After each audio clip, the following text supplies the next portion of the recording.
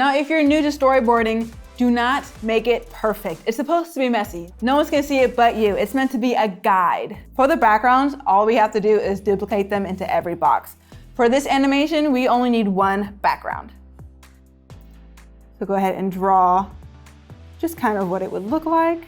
Maybe there's like a little archway here and like some nice paneling. I don't know how she wants to decorate her house. Some nice paintings. Now we're going to duplicate the background and put them in every frame.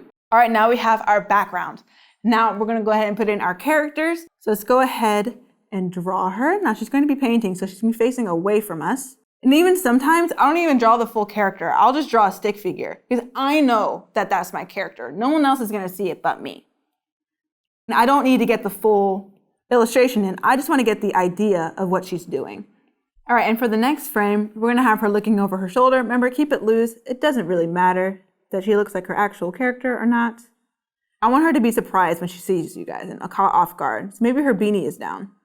All right, and then she looks over behind her shoulder completely and she gets surprised by you guys. She's like, oh my God, there's people watching me right now? What? We'll draw her eyes nice and big. She's like, oh, hey. Draw her beanie. And also you can choose whether or not you want to give a certain frame. Like if it's an important frame, you can choose whether or not to give it extra detail. Now, since she's excited to see you, I'm going to go ahead and do a shrink and stretch. Now to do that, all I have to do is duplicate this layer or this frame. And I'm going to click on the arrow and that allows you to move your character. I'm going to click freeform. I'm going to stretch her. Make her eyes closed. I'm going to duplicate it again. Move it down to the next frame. And I'm going to shrink her. What this does is it gives her a nice bounce. So it really exaggerates the fact that she's excited and caught off guard to see you guys. Go ahead and merge those layers. Duplicate this one again. You can also write notes on your storyboards, just quick reminders so when you look back on them when you make your final animation, you remember little things that you wanted to add. For example, I'm going to go ahead and write stretch and I'm going to write shrink. Be like, surprise!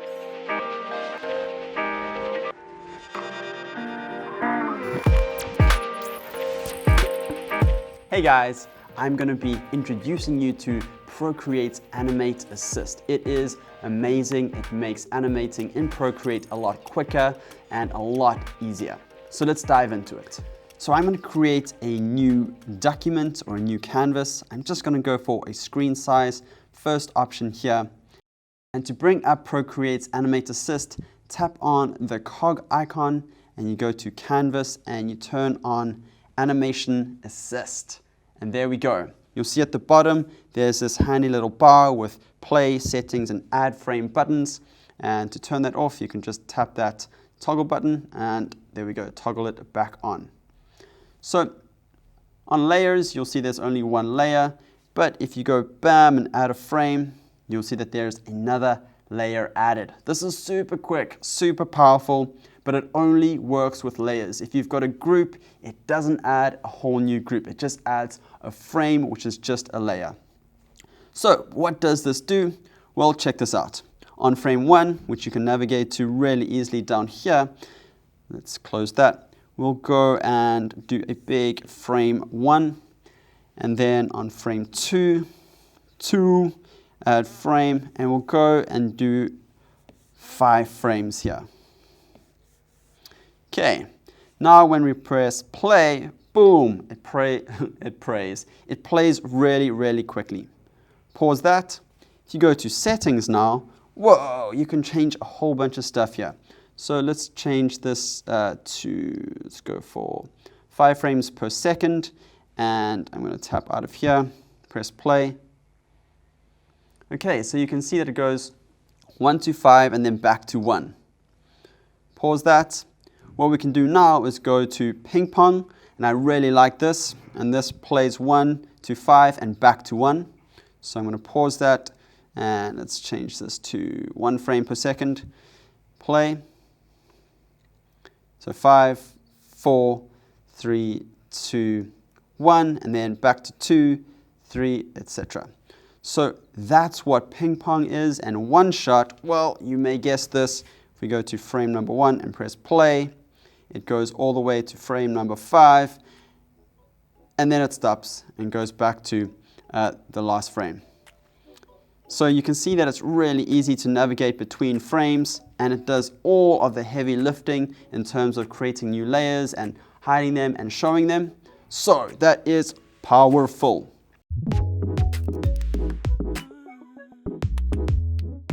I have prepared 2 files for you, one with a candle and one with a glass.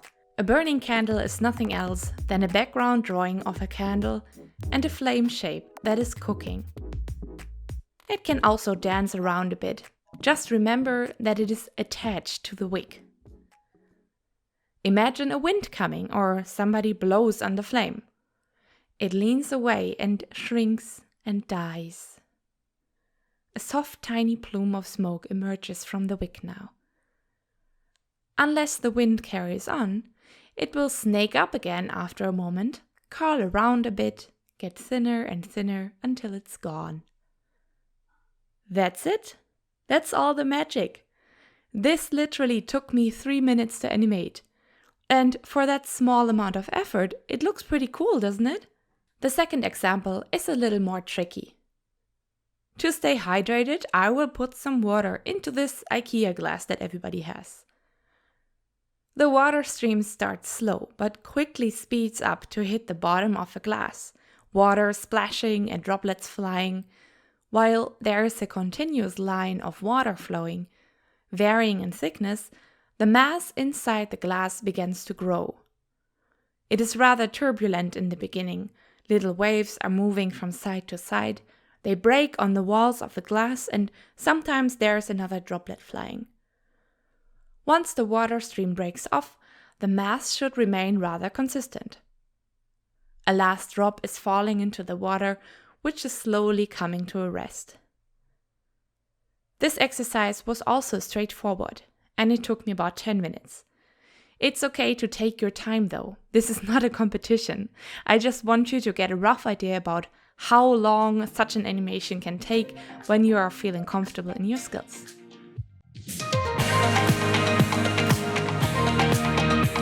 Right now we have an animation pretty much matching what we designed.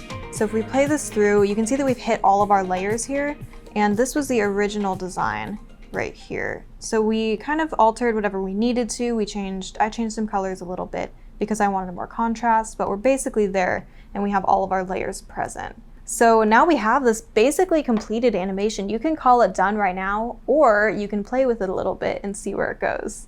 I stylized it in a way that I'm happy with, and I think this looks pretty cool. There are a lot of really fun ways that you can kind of run with this. You can add lighting, you can even add like a background scrolling by. I would love to have done that for this one. You can add more layers of detail to the outfit. If you wanted a pattern, you could try to add that in. Extra shadows, extra detail in any part really is something that you can go through and add once you're really happy with the base animation and just kind of see how far you can take it. It's so exciting to see your own design living and breathing. So we're gonna start exporting this so you can show it off. What I'm gonna do in here is I have my animation here, just like I did in my last file. And I'm gonna go into the wrench settings here, and I'm just gonna go to share. And then as you can see, you can share the image as a still in any of these formats, but you can also share the layers as animated GIFs, PNGs, etc. I like doing animated GIFs for web stuff, but for uploading to Instagram or anything like that, we're gonna do it as an MP4. So all you have to do is click that, and then it'll give you a little preview and show you your frames per second. You can mess with that just for fun, or you can just go straight into exporting. And this has a web-ready version that condenses it a lot. I prefer to export at max resolution and then just condense on my own timer with my own tech. So I'm gonna go ahead and export this, and it's gonna export, and then it's done. And I have the choices to send or save. I like to save my videos and then airdrop them to my computer where I can upload them wherever I want to, or I airdrop them to my phone so I can put them straight on Instagram.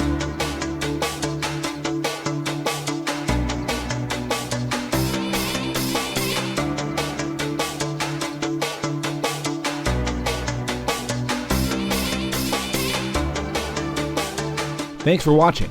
If you enjoyed this video, feel free to like and subscribe to stay up to date on all of our latest videos.